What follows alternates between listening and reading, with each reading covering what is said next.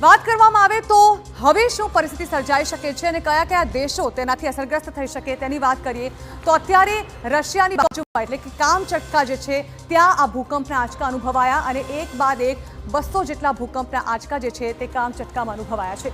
ત્યારબાદ આપ જોઈ રહ્યા છો તેની આસપાસના તમામ જે દેશો છે તેને પણ તેની સીધી જ અસર થઈ શકે અને ત્યાં દરિયામાં આવેલા ભૂકંપના આંચકાને કારણે અહીં સુનામી પ્રવર્તે તેવી પૂરેપૂરી શક્યતાઓ છે જે અસરકારક થઈ શકે છે અલાસ્કામાં, હવાઈમાં, અમેરિકામાં। આ પ્રકારે જે અલગ અલગ દેશો છે, અલગ અલગ દેશોના અલગ અલગ વિસ્તારો છે ત્યાં પણ હવે સુનામી જે છે તે પ્રવર્તે તેવી પૂરેપૂરી શક્યતાઓ છે।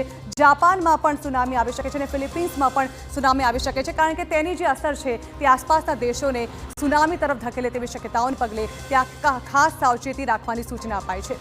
તો સૌથી શક્તિશાળી ભૂકંપ બાદ વધી ગઈ છે દુનિયાના દેશોની મુશ્કેલી। રશિયા પાસે 8.8ની તીવ્રતાનો ભૂકંપ આવ્યો છે। દરિયામાં આવેલા ભૂકંપને કારણે હવે સુનામી અનેક દેશોમાં ત્રાટકી શકે છે। સ્થિતિ ખૂબ જ સંકટજનક છે। અમેરિકા સુધી એલર્ટ છે, જાપાનમાં પણ દહેશત છે। ત્યારે પણ જુઓ કેવી રીતે ભૂકંપના આંચકાથી વધી ગઈ છે દુનિયાની મુશ્કેલી।